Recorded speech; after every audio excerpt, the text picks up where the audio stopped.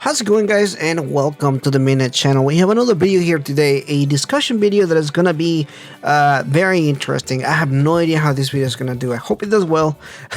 So if you could definitely give a like to the video, that'll be fantastic. But let's go ahead and jump into the video here today. So we have talked a lot about the 25th anniversary of Persona. I have talked about it very much every time there's news, there's leaks, discussions, everything that is going on. I really much follow it from bit to bit as we go along and everything. And this 25th anniversary of Persona has been very mixed reception, more leaning on the negative side of things, particularly in the West. And today we're really just gonna talk about that. I'm gonna talk about my personal feelings about it, and like I put in the video, the good, the bad, and the ugly. You know, pretty much kind of like the amalgamation of everything going on so far. And I want to hear your thoughts about it in the comments down below. How do you feel about this and everything? Now, if you are the first time watching me or anything, I really try to keep my videos as positive as possible, although I am very cynical in real life outside of YouTube and everything. I try to keep my videos more on a positive light, but at least kind of give more of a hopeful outlook on things. That's why I cover things like leaks and rumors and speculation, that kind of stuff, because I always, as somebody that enjoys video games and talks about video games very often, I actually do enjoy playing video games a lot.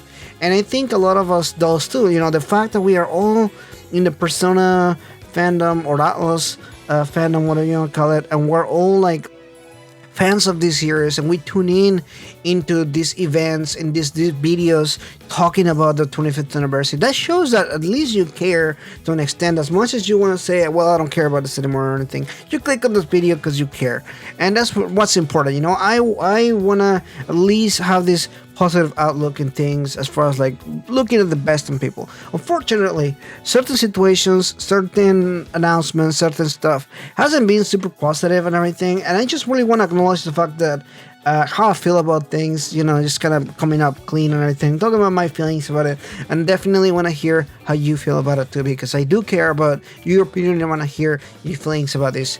But let's kind of go down memory lane. How did this happen? How historically, how are these events and kind of thoughts overall? So, 25th anniversary of Persona started last year.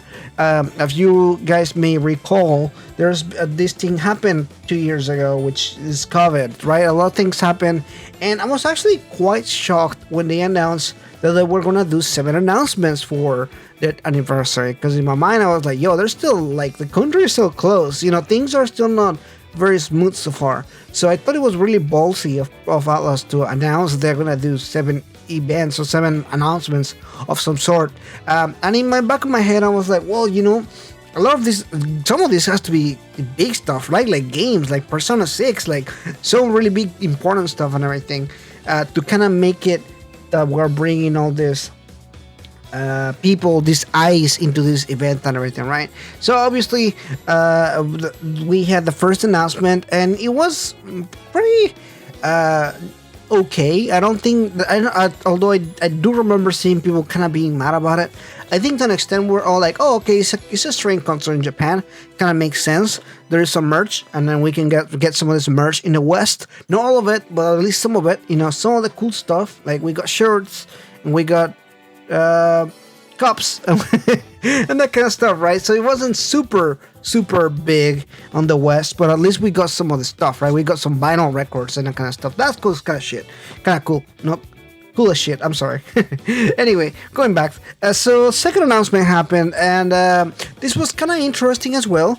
It happened during the Game Awards, which was kind of a big deal for me, because the Game Awards is like this celebration of gaming, and they announced this thing in the West. Now, some people don't think that this second announcement is legitimate as the other announcements, and we'll touch them back in a second. But this was Persona 4 Arena Ultimax coming to consoles worldwide, and that was kind of cool. I think that the idea of it was kind of decent, although there was a lot of discussion around it because of a lot of things, such as the fact that there was no rollback for the game, as well as no physical edition in the West, which to me, those things weren't super big, because at the time I was like, yeah, that's kind of cool. But now looking back into it, it almost felt like this is the kind of stuff that we will care about, like the West will care about a little bit more than maybe Japan and everything, especially with physical copies and everything. I know a lot of my people in the fandom love to have physical copies of this game, myself included. I love collecting, and sadly, I actually skipped on this arena game on the Japanese version. I typically will order a physical edition. I didn't care much for owning a physical on this one. I already owned the original ones. I just skipped it. I played the game, I reviewed it, talked about it, and moved on. Anyway, third announcement came in along, and I think this one is the one that really pissed people off. And I think this was the one that I will say is the bad announcement. So the whole thing happened because we were waiting for the February announcement, and at the time we had the kind of like this hope that something was gonna happen, right? We had a game last announcement, right? And we're kind of waiting for it and everything. And a little voice in the back of my head was like, "We're just not gonna get another game." There's no way, because in the next game, March, that's when the arena game comes out, right? So there's no, I'm sorry, April is when the arena game comes out. So there's just no way that they will like do all this stuff and everything. So we're just kind of holding on hope, hoping that something will happen. And accidentally, a Twitter page leaks kind of shows that there's gonna be this Sakura festival for Persona stuff, and we're all thinking that maybe this is fake or maybe this is real, but they fucked up somehow. And some says that lo and behold, they actually did fucked up, and they accidentally leaked the third announcement of the 25th anniversary, which turned out to be the Sakura festival in Japan only. So again, another Japan only kind of thing. I think this one really made people upset, because this was kind of like, we were kind of already waiting for stuff. The first announcement wasn't good. The second announcement was okay. So the third announcement, people were really banking on that third announcement, right? They're really like, "I'm rooting for you, Atlas. Come on, show me that you're not gonna just string us along for the ride, right?" And of course, the third, like I mentioned before, is just an event in Japan, some other stuff on the background, not really relevant or important stuff, just merch and that other kind of stuff. Nothing really big besides that. And that leads us to last week, where we had the last announcement, which, as you guys all know, is the concert in Japan for the Persona, another Persona concert. Now, this is the second concert, not the first one that they did for Strings and everything. Now, for a lot of us that have been in previous anniversaries, such as the 20th anniversary for Persona, or even earlier than that, you guys know when they do these events, they typically tend to drop game announcements. Big things like Persona 5 was dropped in the concert, Persona 5 Strikers, Persona Q2, the Persona dancing games. So we're talking about some pretty sizable, like an actual game. They announce them to these events and everything, and that is kind of cool. That does give you hype, as far as like going, okay, well, now we know the next announcement for the video game is gonna be on October. When they drop the concert and everything. Now, a couple things about the concert that I actually did not like to hear about, and that's the fact that it's $55 digitally per day. So that means that you're gonna be dropping about $100 plus taxes and whatever other fees you have to pay. And I don't know. I don't. Doesn't really sit right with me. It's been free in previous years, to be honest. It was free the last few years. The 2019 one, the 2017 one, they were free. So I don't know why this one is charged, but it's just like a live stream event. We're not there or anything like that. And yeah, that's kind of that. People were pretty upset. Obviously, some people just felt like, hey, why do we need another concert?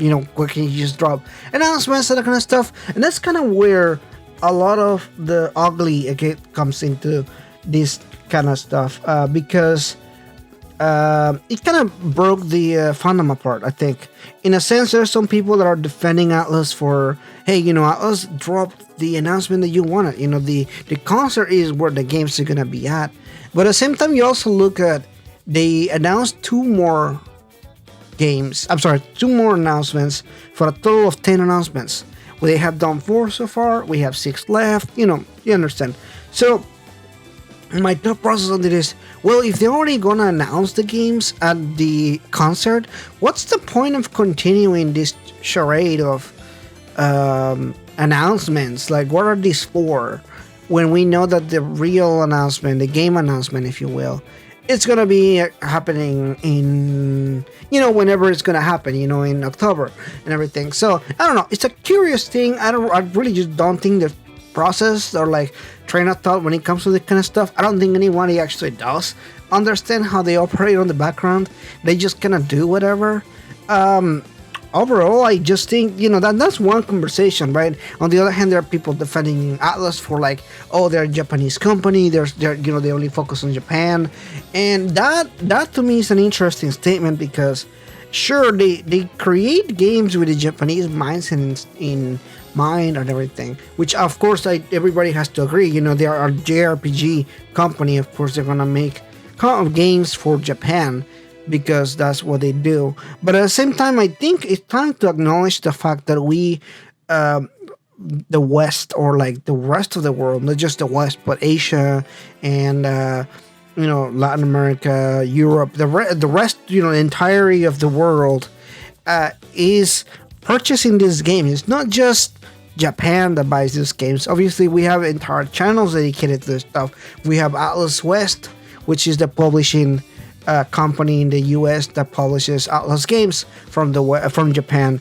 And I think this is a point where they really kind of need to start acknowledging the fact that Persona kind of grew bigger than just Japan. It's not this really small indie company anymore that are making games that are barely breaking even, because if you didn't know, about 10 years ago, Atlas games were barely breaking even. I mean, we're talking about they went bankrupt multiple times and they were purchased by multiple companies over time. Now they're owned by Sega, but before they were owned by another company that went bankrupt, and before they were owned by another company that went bankrupt. So overall, like, Atlas is a company that has gone through like really tough times, and they've grown. They grown every time that they released another banger. Nocturne saved them from bankruptcy. SMT4 and Persona 5 saved them from bankruptcy. These big games come out and they help them grow as a big company. And I think it's time that they have to acknowledge the fact that they are afloat, they are where they are because of fans, and not just Japan fans, but really also Western fans. Because at the end of the day, they're a company that makes games because they need money, as a company. So I think that they need to acknowledge that. But that's my personal opinion on this. I do think that as much, I think a lot of fans give them leeway because of they're a Japanese company. I don't like that excuse per se. But again, that you can see it on whatever fans. I really don't care what you see it on that. I just think that people are being ugly about it on both fans. People get really upset and they curse Atlas. Look, they don't really care. Just somebody's managing that Japanese account, and it's not really Atlas. Like, it's not the CEO. It's nobody like important in Atlas making decisions or anything like that. And I don't really know how to change that. At the end of the day, we as fans can only do so much, right? We comment, we do our videos, discussions, posts, and we go on Reddit or Twitter or YouTube, and we make comments and we do our thing. But at the end of the day, I don't know how this can be resolved. I think it's one of those things that it's gonna be an agree to disagree kind of thing. And I just want to hear about your feelings about this. I don't think it's all lost. I think the anniversary could still be better. It just has such a negative view, at least in the West, because we really haven't had anything for here. I know we had some merchandise, and we did have Persona 4 Ultimax, which is not bad. I think it's just the way that it has been presented to us as the anniversary and everything, especially when we weren't really on the know about all things. Atlas doesn't really discuss sometimes things that I guess will be useful to know and everything, and they're not really like, they don't talk to fans or anything like that. So kind of one of those things where it's just kind of hard to know where to go from here. But that's my video. That's my thoughts and feelings about this, guys. Kind of conflicted about it. Definitely don't care too much to like be upset or anything like that. But at the end of the day, I think the silver lining is we know the console is going, and that's the good news, right? Console's gonna have some games. I believe that the consoles are gonna have some games. I may just be wrong, and we're not gonna get anything. Whatever. And then we still have 6 announcements that could be something or could be nothing. At this point, I think it's time to kind of check out of like the fandom of like, oh, I'm just gonna tune in every week to keep news and that or whatever. When something happens, it will happen, and I'll definitely cover it on the channel. I will talk about it. But for now, I'm just gonna focus on other games. There's a lot of series that I like, and I'm just gonna play all those other series. I'll definitely continue doing my videos here, talking about Persona and Shin Megami Tensei stuff. I'm very excited for Soul Hackers 2, which looks fantastic. It's a game that I'm definitely gonna play, maybe stream in the channel as well. But that's it for today, guys. Let me know in the comments down below what you think about all this. I want to hear your opinions, your thoughts, hot takes, whatever. Just let me in the comments down below what you think about this. And if you enjoyed the video, please like and subscribe. I'm trying to reach 5,000 subscribers, and I'm going to be doing the Mega Beef Bowl Challenge here on the channel. Anyway, thanks so much for watching this, guys. See you guys in the next one. Bye-bye. But before we end this video, I want to thank all the members: Miko, Another Fox, Demicro, H2DK, King Narukami 45, Ethan McNeil, and Rising Oilblin. Thank you so much, guys, for your support. I couldn't make these videos without your help.